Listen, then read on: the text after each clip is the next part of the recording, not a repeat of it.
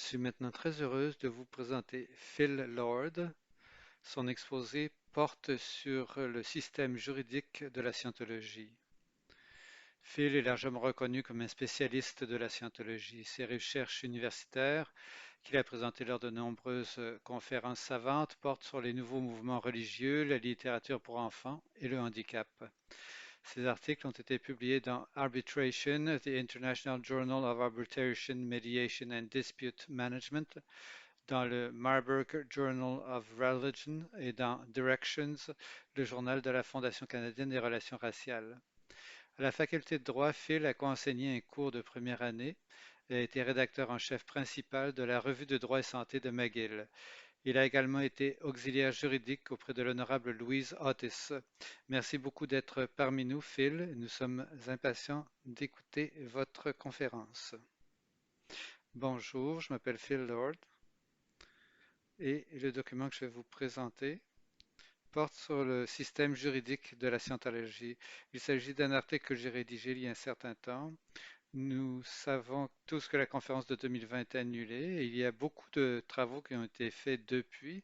Mais je crois que c'était le premier article qui a vraiment examiné l'Église de scientologie du point de vue strictement juridique en se penchant sur le système juridique établi dans les écritures de la scientologie et qui est appliqué par la religion de la scientologie.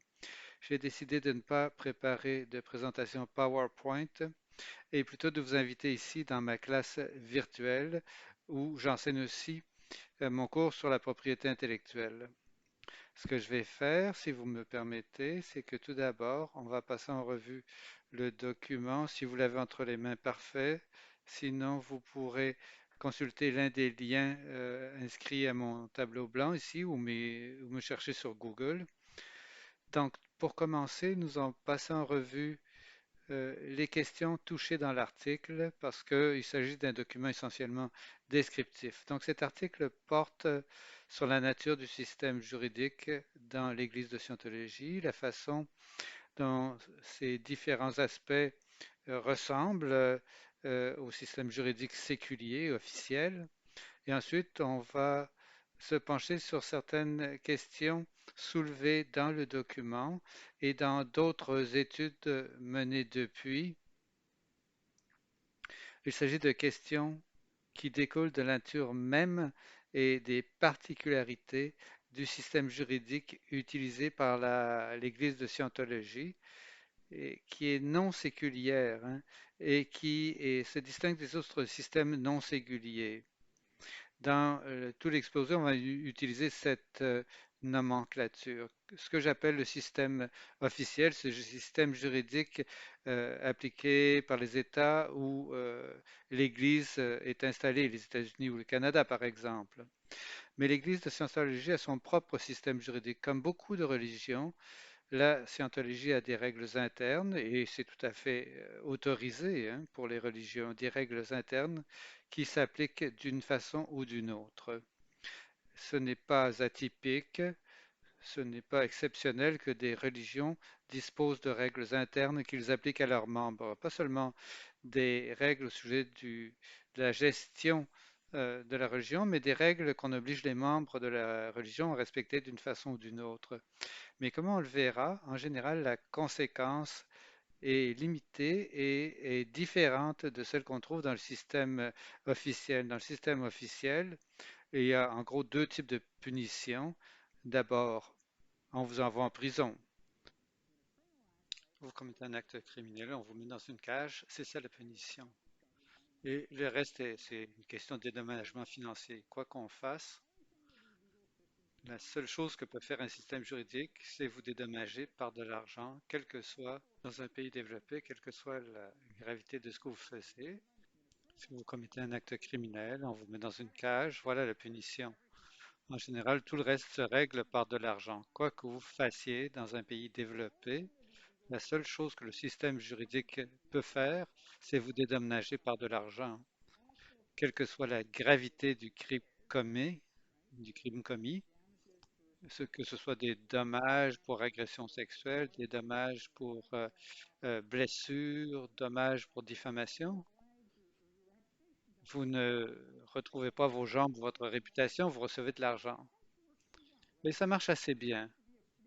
C'est un bon mécanisme de situation. Les gens ne veulent pas perdre ni leur liberté ni leur argent. Et ça dissuade les gens de poser des gestes répréhensibles. La religion est un acteur privé. Il n'a pas le droit de le faire. Nous verrons que d'une façon limitée, ou peut-être, mais en règle générale, la religion n'a pas de base juridique euh, dans un pays développé, n'a pas le droit de vous prendre d'argent ou de vous mettre en cage. Les acteurs privés n'ont pas ce droit d'aucune façon.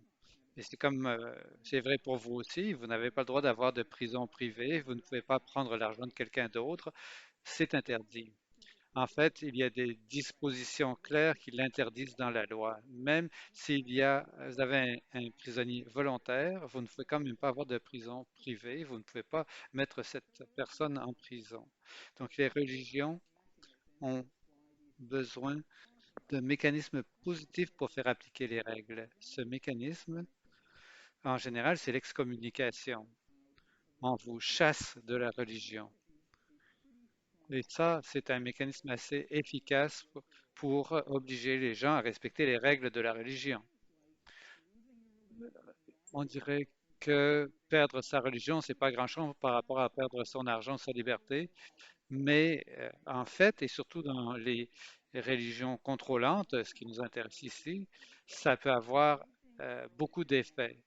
Perdre l'adhésion à la religion signifie perdre l'éternité, et ça aussi une conséquence si fondamentale que ça peut vous obliger à respecter les règles internes de la religion d'une façon semblable ou même d'une façon plus efficace que ne peut le faire le système juridique officiel.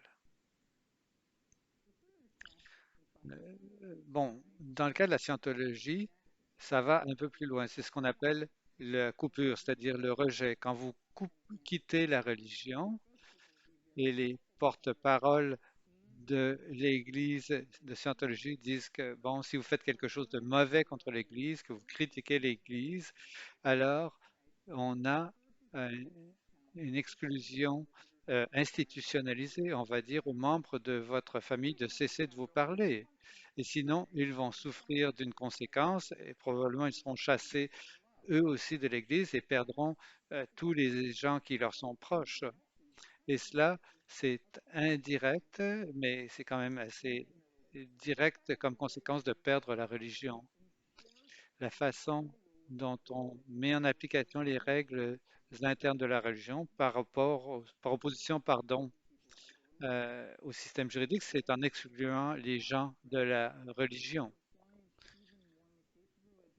Dans le cas de la religion d'une religion comme la scientologie, être excommunié signifie aussi perdre les êtres qui nous sont chers. La scientologie, à première vue, à la suite de cette politique et d'autres politiques, parce qu'il y a une autre politique qui s'applique, la politique de la chasse ouverte, c'est nié, mais quand on regarde un peu l'Internet, on s'en aperçoit très vite. Cette règle dit que si vous attaquez l'Église, l'Église va contre-attaquer pour vous faire taire. Et donc, il y a la scientologie a des mécanismes encore plus énergiques pour faire en sorte que les gens respectent ces règles internes. Et comme on le verra, la scientologie a un système juridique qui est différent de ceux d'autres religions. On regardera ça du point de vue interne et externe. Du point de vue interne, la scientologie est très complexe. Et les gens qui connaissent la scientologie savent qu'il y a des dizaines de milliers de pages de règles. Les gens passent leur vie à lire la documentation. Il y a c'est un volume d'écriture qui est sans comparaison dans aucune religion, surtout aucune religion moderne. Le système juridique de l'Église de Scientologie est tout aussi complexe. Son objectif, son ambition, c'est d'être total, de tout englober, Et ça, on ne voit pas ça dans les autres religions. Les autres religions se limitent à contrôler ce qui se passe dans votre chambre à coucher ou ce que vous faites avec 10% de votre esprit. La scientologie veut tout contrôler.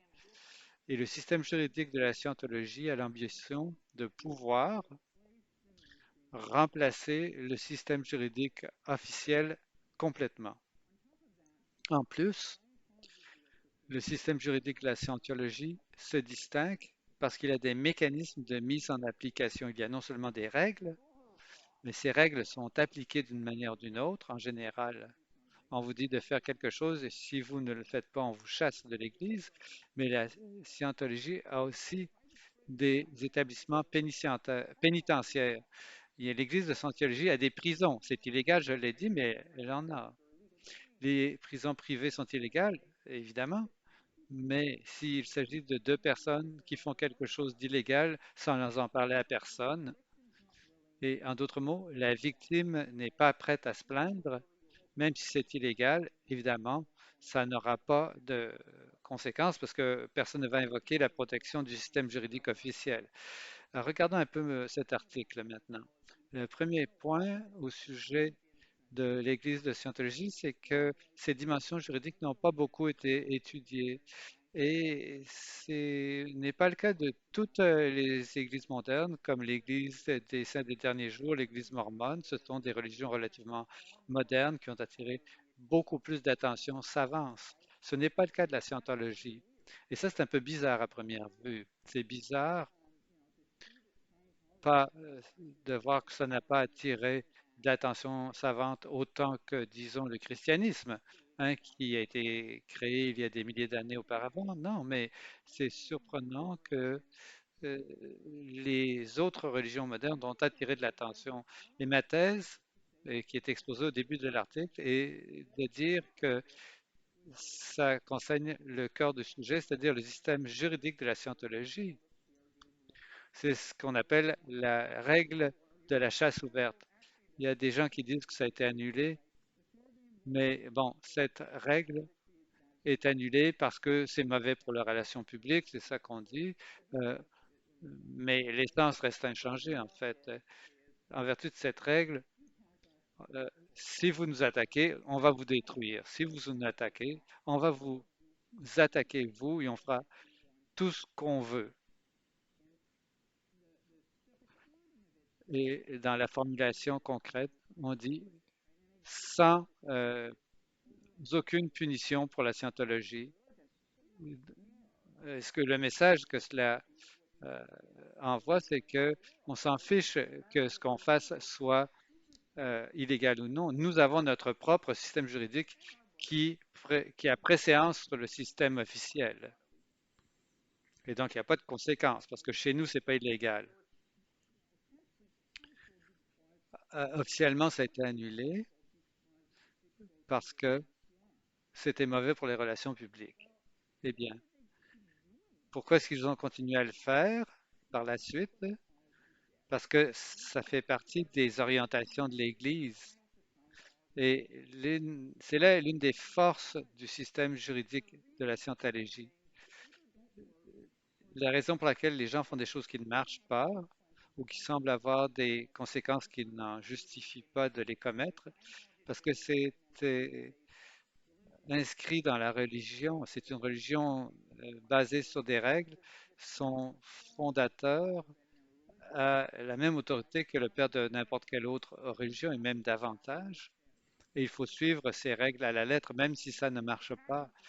La scientologie a continué d'attaquer les gens parce que c'est ça que veulent les règles de la scientologie. Et ça, on ne peut pas les changer, ces règles. On croit d'ailleurs que le fait de ne pas respecter ces règles, c'est un péché.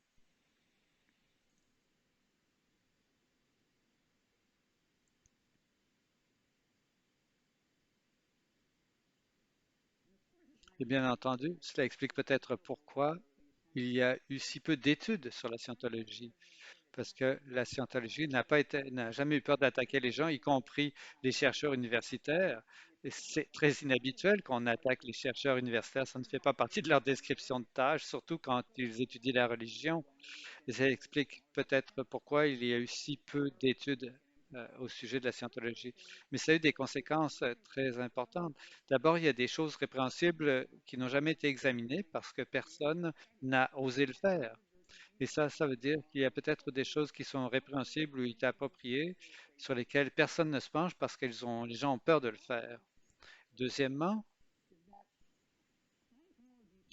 la scientologie profite de cette obscurité parce qu'un spécialiste, pensez au rôle des spécialistes. J'en parle dans d'autres articles, surtout par rapport à l'obtention d'un statut de religion.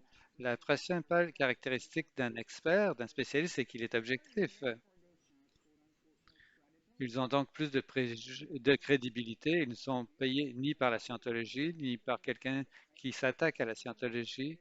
Ils ont une opinion qui n'est pas biaisée par des intérêts externes. Mais la scientologie a beaucoup plus de marge de manœuvre en l'absence d'études spécialisées dans ses affirmations, que ce soit vrai ou non. Donc, quand la scientologie interagit avec le système officiel, elle peut dire des choses au sujet de son propre système interne qui sont soit fausses, soit trompeuses, et on l'a vu dans plusieurs affaires qui ont abouti devant les tribunaux. D'abord, d'où viennent ces règles? Il y a des livres qu'on trouve sur le site web de la scientologie, une vingtaine, qui sont les principes de base, qui sont écrits en langue normale, mais c'est jetable. En fait, ce n'est rien de sérieux là-dedans. Ce n'est pas les vraies règles. Les livres qui traitent de la doctrine de Scientologie, c'est ce qu'on appelle les volumes. Il y a les volumes rouges et les volumes verts qui sont beaucoup plus détaillés. Il y a des milliers de pages.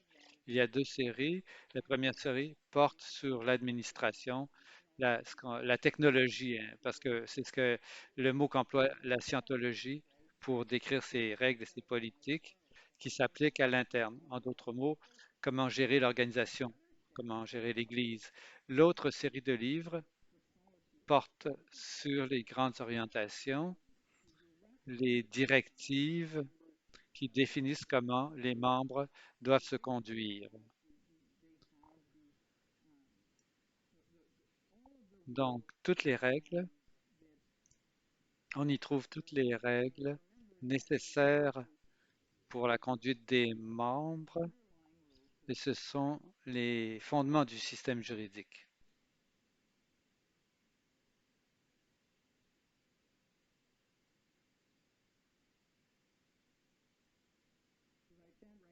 Alors, comme j'ai dit, il y a les volumes rouges, les règles religieuses et les règles de conduite et les volumes verts qui sont les règles administratives.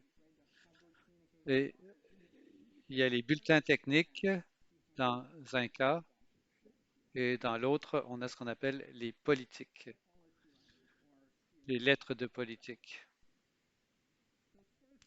Alors, l'un des problèmes, c'est que même s'il y avait des études là-dessus, c'est extrêmement complexe.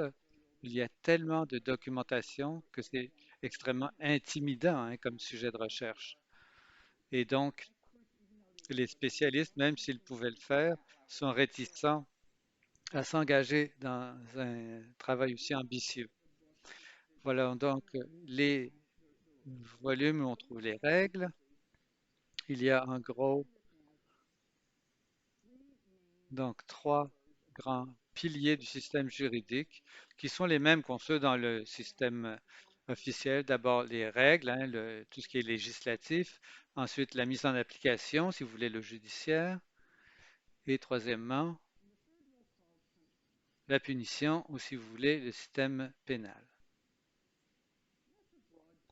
Voilà la structure générale de tous les systèmes juridiques. D'abord, il y a une règle. Ensuite, si vous ne la respectez pas, bon, il faut prouver que vous ne l'avez pas respectée. Ça, c'est le rôle des tribunaux. Et troisièmement, on vous punit, soit en vous prenant votre argent ou en vous mettant en prison. Dans le cas d'une religion, en général, comme je l'ai dit, on vous dit quoi faire et si vous ne le faites pas, l'Église peut vous expulser. Ça, c'est la punition ultime. Les règles, comme je l'ai dit, sont dans les volumes de la scientologie. les volumes rouges où on trouve les bulletins techniques et les volumes verts où on trouve le système de gestion de la religion scientologique. Ces règles sont assez semblables à ce qu'on trouve dans un système juridique normal. Ce sont des règles claires, positives, compétentes. Ce sont des ordonnances claires. Et ensuite, la seule autre étape, c'est d'appliquer les règles aux faits pour savoir si la personne concernée, la personne en cause, a violé les règles. Alors, on a les règles, ça c'est le point 1. Deuxièmement, on a le mécanisme de mise en application, c'est ce qu'on appelle le comité d'examen de la preuve.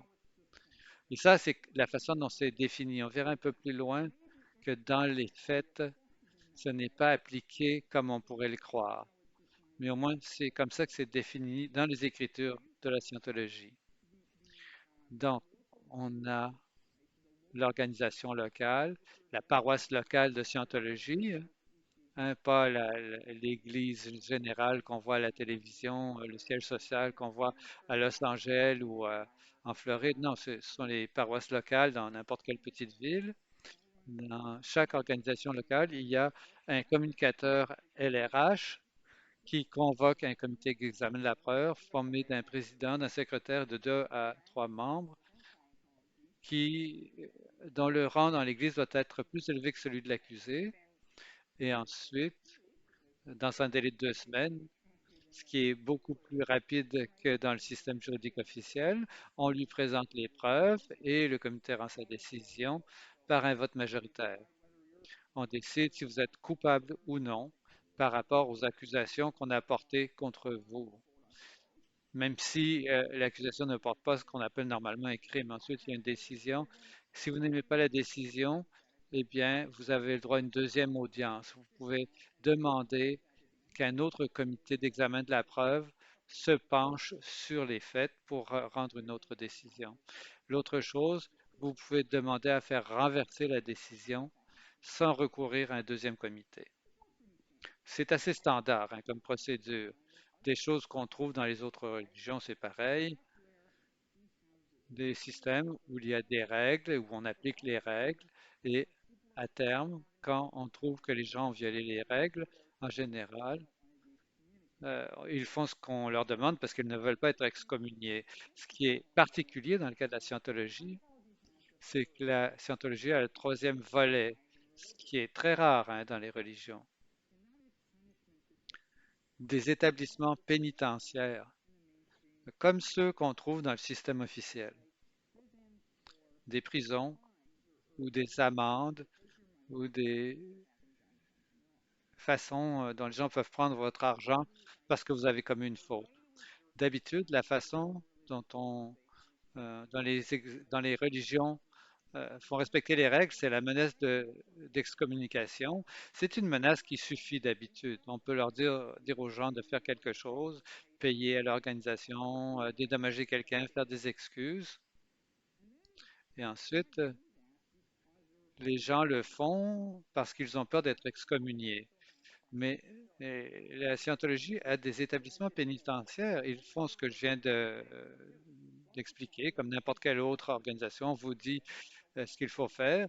Et si vous ne faites pas, on vous menace de vous excommunier. Sauf que dans le cas de la scientologie, cette menace est encore plus forte parce que vous allez perdre tous vos êtres chers, tout votre entourage. La scientologie a aussi des établissements pénitentiaires, surtout pour les membres du Sea Org, ce qui, enfin, vous voulez, c'est l'organisation qui regroupe les hauts gradés. C'est un peu le clergé, si vous voulez. Des gens qui travaillent gratuitement, à temps plein pour l'Église. Et ce sont eux qui gèrent l'organisation, contrairement à ce qu'on appelle le public, c'est-à-dire les membres ordinaires. Et pour les membres de ce clergé, il y a un établissement pénitentiaire, une prison en fait. C'est ce qu'on appelle le trou. Vous pourrez aller voir sur Google. Il y a eu tellement de témoignages euh, qui se recoupent et qui concordent que plus personne ne peut dénier l'existence de ce système. En gros, ces cadres de l'Église ont été placés dans une prison. Il y avait des verrous sur les portes, on les arrosait d'eau froide. Bon, ça trouve son origine dans le fait que Ron Hubbard, le fondateur de la scientologie, vivait sur un bateau et bon, on donne les restes de table aux gens, on les humilie. Et dans la scientologie, la confession a un sens différent de ce qu'on trouve dans les autres religions. On demande de faire aux gens des confessions. Même si la scientologie a un appareil qu'ils utilisent dans l'audition, ce qui est l'espèce de thérapie des scientologiques, c'est un appareil, un électromètre, qui a une autre fonction qui sert à interroger les gens. Enfin, c'est un appareil d'interrogatoire. Mais ça ne veut pas dire que les gens vont confesser ce qu'ils ont fait comme on le ferait un prêtre catholique. Ça veut dire qu'ils vont avouer des fautes qu'ils n'ont jamais commises pour plaire à l'interrogateur. Et ça, bon, dans le trou, les gens confessaient des actes effrayants et absurdes qu'ils n'avaient jamais commis. Et quel que soit le nom qu'on lui donne, ce système a un volet physique qu'on ne trouvera pas dans d'autres religions. Donc, on pourrait se demander si ces gens-là ont vraiment été en prison. On pourrait dire non, on arguait que non, oui, il y a des verrous, mais pour eux, ils pourraient sortir, obtenir leur libération. La raison pour laquelle ils ne font pas, c'est la menace dont j'ai parlé, la menace d'excommunication, ce qui a des conséquences très graves, surtout chez les hauts gradés euh, qui se préoccupent de leur avenir spirituel et qui n'ont pas les moyens qui ne peuvent pas envisager l'idée de se faire exclure. Mais il y a aussi une punition physique. Hein, c'est une dimension qu'on ne trouvera pas dans d'autres religions. Que les gens le fassent volontairement ou non, ça ne se trouve pas dans d'autres religions et ça distingue clairement le système juridique de la scientologie de celui des autres religions. Et surtout, c'est quelque chose d'illégal dans les pays développés, y compris aux États-Unis. Le fait d'avoir une prison privée, même si les gens se font enfermer volontairement, ce n'est pas légal. Bon, maintenant, on a euh, tracé les grandes lignes de mon article. Regardons les questions qui en découlent. Alors, c'est une description très générale du système juridique de la scientologie. Et regardons ce que cela implique, et on en parle dans mon article, mais aussi dans d'autres études qui ont suivi. D'abord, on va se pencher sur ce qu'on va appeler l'interaction entre le système juridique, entre les systèmes juridiques. C'est une distinction importante ici. La scientologie a son propre système juridique et l'Église est convaincue que ce système est total. Ça ne veut pas dire que la scientologie ignore le système juridique officiel. D'ailleurs, la- l'ambition de la scientologie d'être une religion totale, d'avoir un système juridique total qui remplace complètement le système juridique officiel, ce n'est pas une idée paranoïaque. La loi permet aux religions d'avoir un certain niveau d'autonomie en vertu de protections constitutionnelles et du système fiscal. Il y a deux statuts avec deux séries de conséquences quand on est une religion. D'abord, on a un statut constitutionnel particulier, même si on est une mauvaise religion, même si les gens n'aiment pas cette religion, si elles ne pensent pas qu'elle est légitime, on est protégé par les constitutions dans la plupart des pays développés. Et donc, vous vivez dans une espèce de bulle où les gens ne peuvent pas intervenir.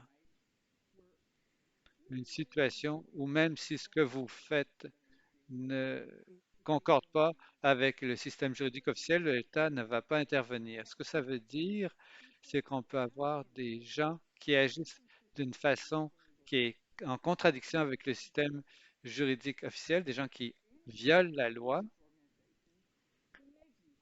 et parallèlement des organisations religieuses qui établissent des lois. Même si ce n'est pas légal, grâce à cette bulle qui entourent les religions, qui empêchent l'État d'intervenir.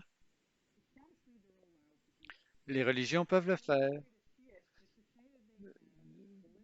On peut dire, si vous voulez, que les religions ont une autonomie limitée. Ils ont l'autonomie d'établir leurs propres règles, leurs propres mécanismes de mise en application de ces règles et même forcer les gens à agir d'une façon qui n'est pas conforme aux lois de l'État.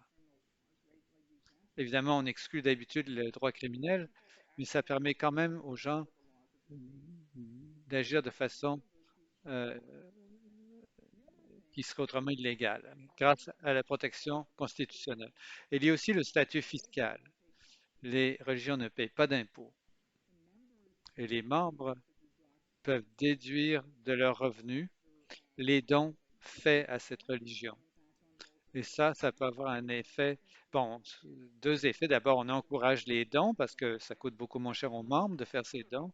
Et ça a aussi un effet sur l'organisation parce que la religion reçoit plus d'argent et ensuite elle ne paye pas d'impôts.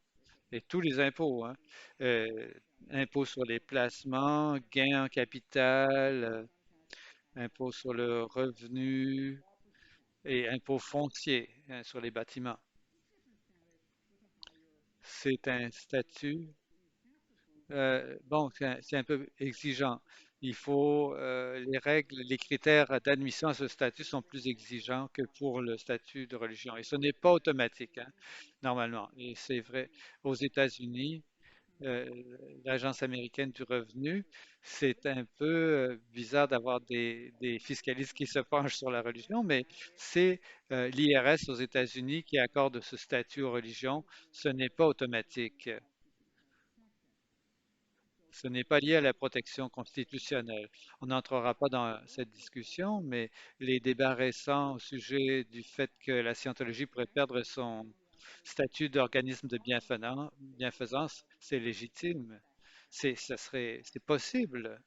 Euh, le statut d'organisme de bienfaisance, c'est un privilège et non un droit, et ce n'est pas lié à la protection constitutionnelle. Tout cela crée une autonomie.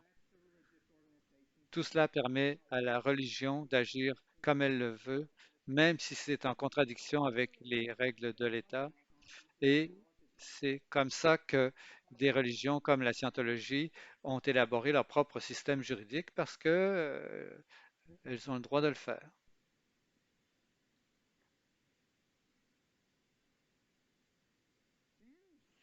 Ensuite, il y aura quand même, dans le cas de la scientologie, une interaction avec le système juridique officiel. La première interaction, c'est que cette autonomie dont je viens de parler découle, est octroyée par le système officiel.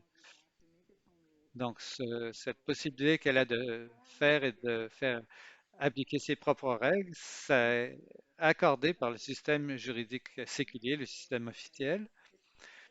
Et donc, tout cela repose sur le principe que toute religion doit accepter la légitimité du système officiel et accepte que le système officiel a préséance et octroie l'autonomie dont peut jouir l'Église. La scientologie utilise quand même, et c'est bien connu qu'elle le fait, utilise quand même le système juridique. Mais soyons prudents, ça ne veut pas dire que la scientologie dit que que son système est incomplet, elle dit même le contraire. Elle ne prétend pas avoir besoin du système juridique séculier pour compléter ses propres règles. Non, son système juridique a l'ambition d'être complet, de traiter de tout. Alors, son recours au système juridique est purement opportuniste. Toutes les interactions entre la scientologie et le système juridique officiel sont purement stratégiques à mes yeux. La Suisse, elle utilise les tribunaux pour attaquer ses ennemis ou pour intimider les gens, les menaçant de poursuites. Ça ne veut pas dire qu'elle reconnaît la légitimité du système officiel, ça ne veut pas dire qu'elle a besoin du système officiel. C'est simplement un outil qu'on peut utiliser. Même si elle est autonome, elle a cette arme qu'elle peut utiliser. Et il faut être très prudent quand on fait cette discussion, de faire la distinction entre ce que l'Église fait à l'interne et ce qu'elle fait quand elle interagit avec le système officiel.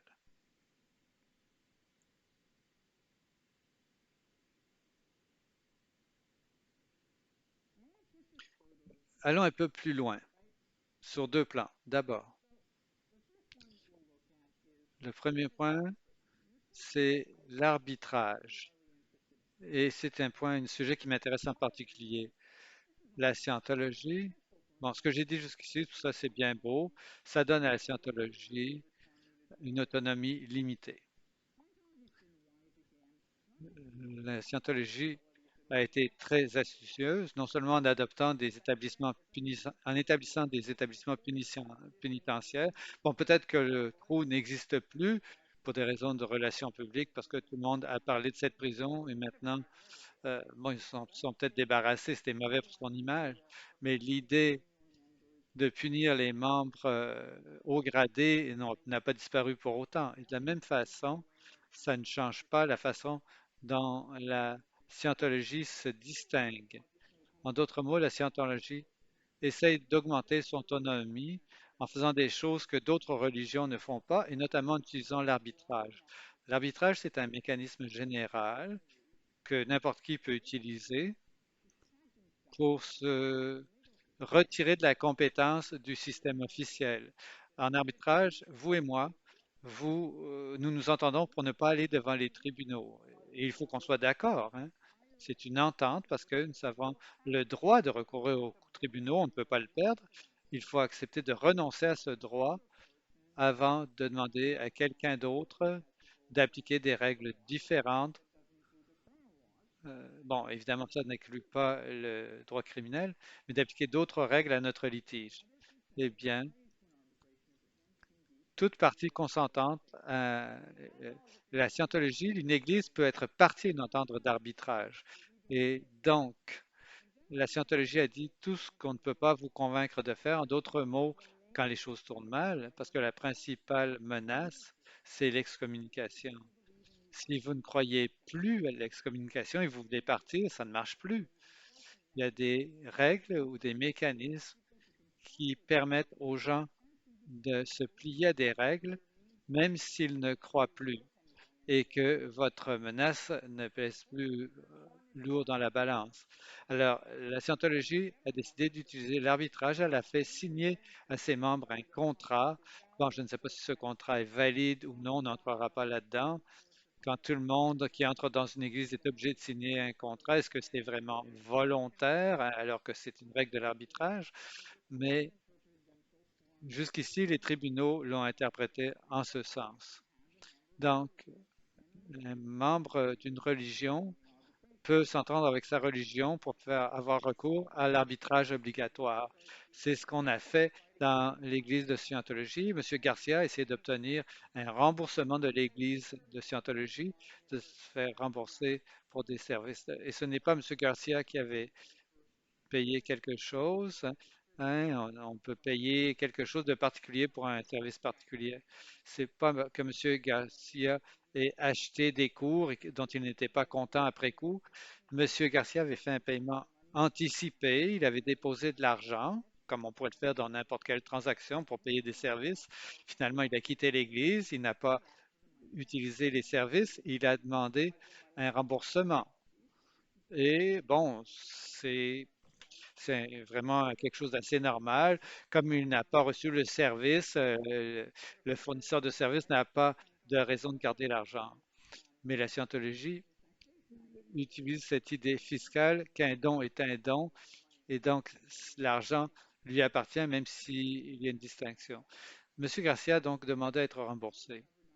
Ça, c'est visé par l'entente d'arbitrage. Ça, je crois que c'est correct, hein. Donc, il a, il a dû s'adresser à un tribunal d'arbitrage composé exclusivement de scientologistes qui sont évidemment euh, plus susceptibles de juger en faveur de l'Église. Et même dans l'Église, on dit qu'on est une personne, ce qu'on appelle suppressive, si on rend un jugement contre l'Église. Et donc, évidemment, M. Garcia n'a pas remporté l'arbitrage. Voilà la portée de cet accord volontaire.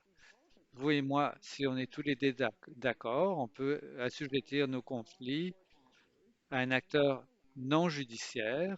C'est permis pourvu que ce soit dans notre intérêt mutuel et ça peut être une procédure partiale et un arbitre partial. C'est autorisé. Voilà comment les juges ont interprété ces contrats.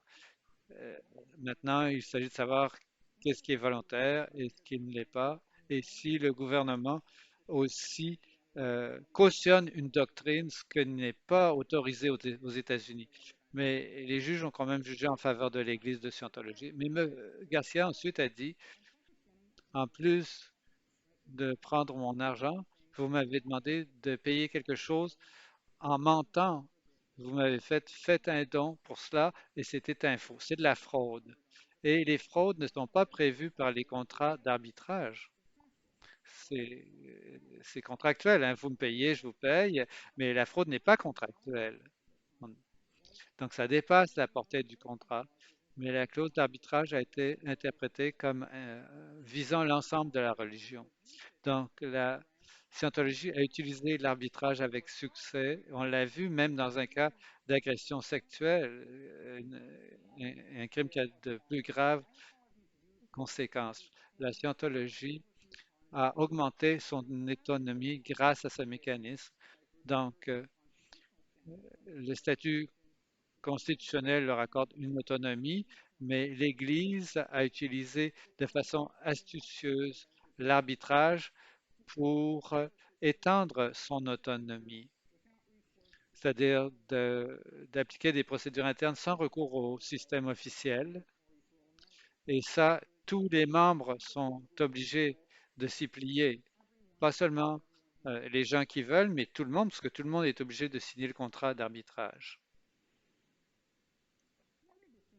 L'autre distinction que je tiens à signaler, c'est l'idée de ce qui est abusif, qui constitue un mauvais traitement. Dans quelle mesure est-ce qu'on peut contester le statut fiscal de la scientologie?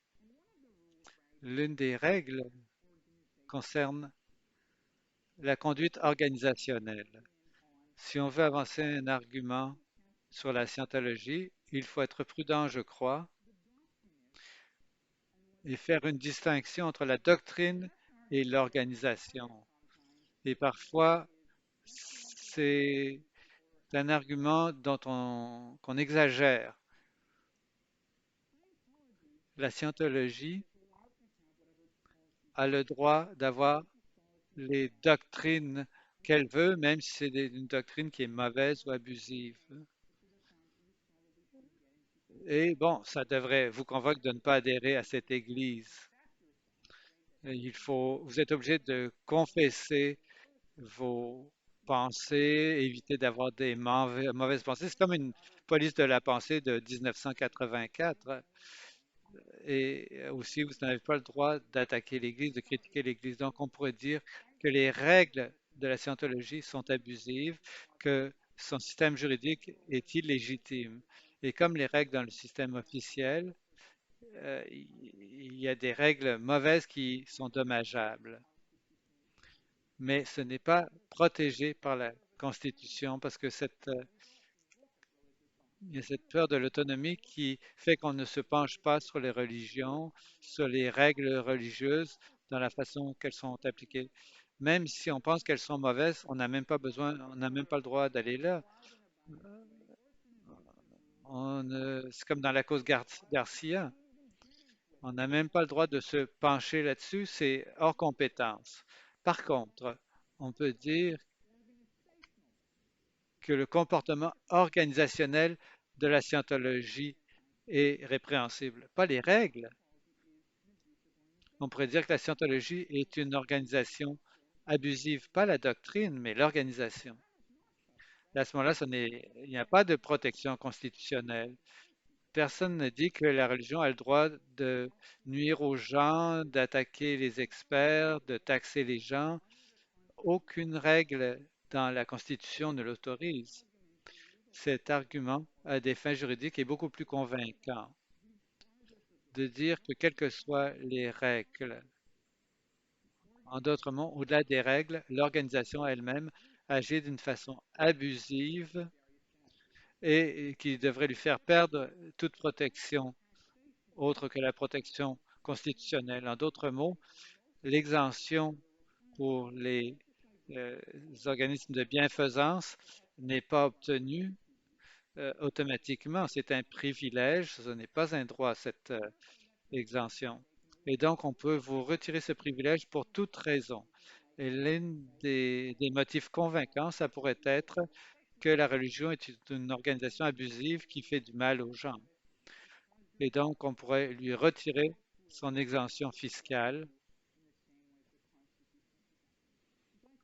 Je crois que c'est une distinction qu'on n'a pas encore faite dans la recherche jusqu'ici et sur laquelle on devrait se pencher dans l'avenir. Il faut présenter nos arguments, savoir si on parle des règles ou de l'organisation. Cette distinction est importante parce que la critique organisationnelle peut mener à des conséquences et notamment la perte du statut d'organisme religieux bienfaisant. Finalement, on devrait peut-être prendre un petit recul. La scientologie est et a été une organisation ambitieuse.